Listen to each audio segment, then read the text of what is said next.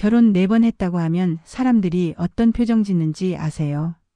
처음엔 놀라고 그 다음엔 경멸하죠. 저 여자 뭔가 문제 있나 보다. 맞아요. 저도 알아요. 제가 문제예요. 안녕하세요. 이런 이야기를 이렇게 편하게 털어놓은 적은 한 번도 없는 것 같아요. 익명의 힘을 빌려 제 인생을 이야기해 보려 합니다. 사실 지금 또 다른 사랑을 꿈꾸고 있어서 고민이 되기도 하는 시점이에요. 저는 60대입니다. 결혼을 4번 했고요. 3번 이혼하고 1번은 사별했어요. 주변 사람들한테는 부끄러워서 다 말도 못해요. 근데 지금 또 누군가를 만나고 있어요. 그 사람한테는 제 과거를 다 얘기했어요. 그랬더니 다 이해한다고 괜찮대요. 이번엔 정말 마지막이었으면 좋겠어요. 근데 또 한편으론 무서워요. 또 속는 거 아닐까? 또 실패하는 거 아닐까? 제 인생이 어떻게 이렇게 됐는지 처음부터 말씀드려 볼게요. 20살에 처음 결혼했어요. 아무것도 모를 철없는 나이였죠. 근데 그럴 수밖에 없었어요. 어릴 때 부모님이 일찍 돌아가셔서 친척집 여기저기 옮겨 다니면서 컸거든요. 고모네 집, 이모네 집. 항상 눈치 보고 언제나 혼자였어요. 그때 만난 사람이 처음으로 저한테 잘해줬어요. 너 이제 혼자 아니야. 내가 평생 지켜줄게. 그 말에 펑펑 울었어요. 그 사람과 결혼을 했고 너무 어렸지만 빨리 진짜 내 가족을 만들고 싶었어요. 딸도 낳았고 월급은 적었지만 둘이 알뜰하게 살면서 그렇게 5년을 살았어요. 근데 어느 날 갑자기 전화가 왔어요. 보호자분이세요? 남편분께서 교통사고가 나셨는데 지금 바로 오셔야 할 것 같습니다. 병원 가는 택시 안에서 계속 떨렸어요. 괜찮겠지, 괜찮겠지. 근데 병원 도착하니까 의사가 고개를 저었어요. 유가족 분이시죠? 사망하셨습니다. 그 뒤로 한 달은 기억이 안 나요. 장례식 치르고 애 돌보고 그냥 기계처럼 움직였어요. 밤에 애 재우고 나면 혼자 방에 앉아서 울기만 했어요. 이제 어떻게 살지? 그래도 애가 엄마 배고파하면 정신 차리게 되더라고요. 일해야죠. 그래도 살아야죠. 그렇게 5년을 버텼어요. 근데 외로웠어요. 낮에는 일하느라 바빴는데 밤에 애 재우고 나면 집이 너무 조용한 거예요. 혼자 방에 앉아 있으면 무섭기까지 했어요. 평생 이렇게 살아야 하나. 저는 원래 집에만 있는 걸 못 견디는 성격이에요. 그래서 주말마다 애 데리고 어디라도 나가고 동네 모임도 가고 교회도 다니면서 자연스럽게 사람들도 만나게 되더라고요. 30살 때 친구가 누굴 소개해 줬어요. 언니? 이 사람 괜찮아. 작은 가게 하나 있는데 잘 된대. 그 사람도 돌싱인데 애는 없지만 언니애 있는 거 전혀 신경 안 쓴대. 이렇게 계속 혼자 살 순 없잖아. 믿져야 본전이니까 한번 만나봐. 처음엔 조심스러웠죠. 근데 그 사람이 제 딸한테 잘해주는 거 보고 마음이 움직였어요.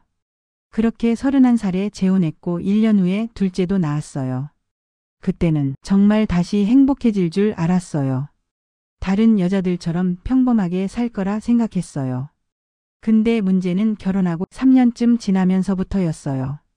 사업이 안 풀린다고 술을 자주 마시고 들어왔어요. 처음엔 이해했어요. 힘들어서 그렇겠지. 근데 점점 심해지더라고요. 말투가 거칠어지고 작은 일에도 버럭 화내고. 어느 날이었어요. 제가 둘째 보느라 저녁이 좀 늦었어요. 밥이 이제야 나와. 맨날 변명만 하고 있네. 그러더니 갑자기 상을 확 엎어버리더라고요. 와장창 소리가 나면서 그릇이 다 깨졌어요. 그때 큰애가 7살쯤이었는데 구석에서 떨면서 울고 있었어요. 그 순간 정신이 번쩍 들었어요. 아, 이러면 안 되겠다. 이러다간 애들까지 상처받겠다 싶었어요. 저는 이혼하자고 따졌어요. 미안해. 다시는 안 그럴게. 요즘 너무 힘들어서 그랬어. 결국 못 이기는 척 용서해줬어요. 근데 한 달도 안 가서 또 그러더라고요. 오히려 더 심해졌죠. 급기야 저한테 손까지 대더라고요. 그날 바로 경찰 불렀어요. 짐 싸서 나왔죠. 최대한 참고 살아보고 싶었는데 쉽지가 않더라고요. 엄마, 우리 어디가? 좋은 데 가는 거야. 우리 셋이서. 작은 애는 3살이라 잘 몰랐지만 큰 애는 알았을 거예요. 또 혼자가 됐어요. 이번엔 애가 둘이고. 나는 왜 맨날 이럴까? 나한테 뭔가 문제가 있는 건가? 그 생각만 했어요. 그땐 먹고 살기가 바빠서 외로움조차도 몰랐고 뼈 빠지게 일만 하고 애만 키우며 살았죠. 3년 동안 혼자 살면서 이제 결혼은 절대 안 한다 다짐했죠. 근데 회사에서 일하다 만난 남자가 있었어요. 다른 사람들이랑 달라 보였어요. 성격도 자상했고 다정한 편이라 자연스럽게 만남이 시작됐죠. 그래도 이번엔 신중했어요. 1년 반 동안 만나면서 정말 잘 봤어요. 급하게 결혼 안 하고 애들한테도 천천히 소개했어요. 그렇게 전 37에 3번째 결혼을 했어요. 이번엔 다르겠지. 제대로 봤으니까. 근데 1년쯤 지났을 때예요. 그날도 평범한 날이었어요. 배가 남산만한 여자가 저희 집에 찾아오더라고요. 알고 보니 남편의 아이를 임신한 여자더라고요. 그날의 충격과 공포는 지금 생각해도 치가 떨립니다. 남편은 사과는 했지만 떠날 수밖에 없다고. 그 후로 집을 나갔고 소식도 들려오지 않았어요. 또 애들한테 이혼한다고 말해야 했어요. 큰애가 그러더라고요. 엄마 또야? 비난하는 것도 아니고 그냥 지친 목소리로.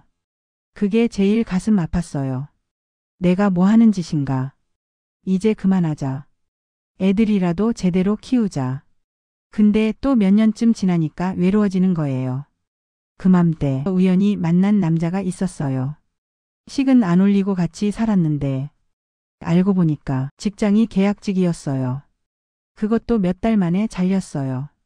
여보 이력서라도 넣어요. 알았어. 내가 알아서 한다니까. 근데 아무것도 안 하더라고요. 몇 달을 그냥 집에 누워만 있었어요. 제가 벌어온 돈으로 먹고 살면서요. 갑자기 사업을 한다면서 대출을 내더라고요. 저한텐 3천이면 절대 작은 돈이 아니었거든요. 이게 뭐야? 미안해. 사업 좀 해보려고. 내 허락도 없이? 금방 갚을 수 있어. 한 번만 믿어봐. 근데 결국 못 갚더라고요.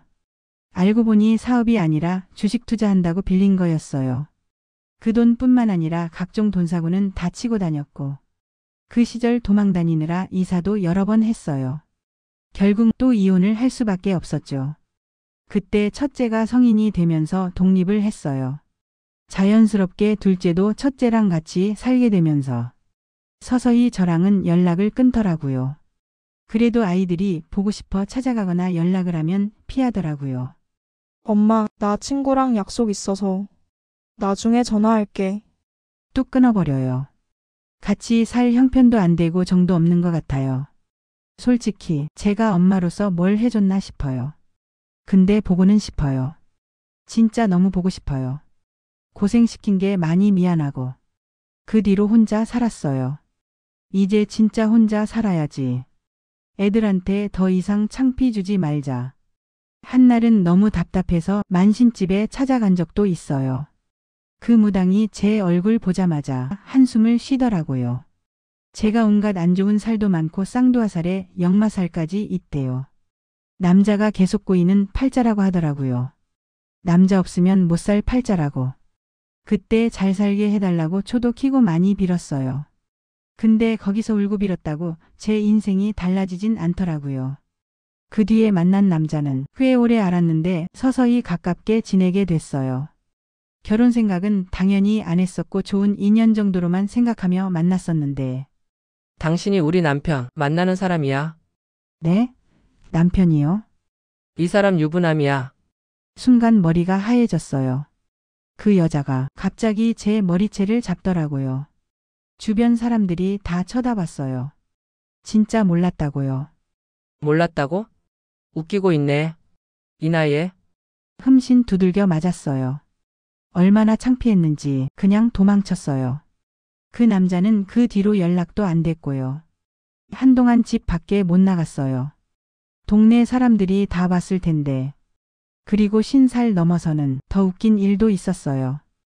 친구들이랑 술집에서 알게 된 젊은 남자가 관심 보이는 거예요. 누나 내 스타일이에요. 다음에 따로 만나서 커피 한잔 해요. 처음엔 그냥 친하게 지내나 보다 했죠.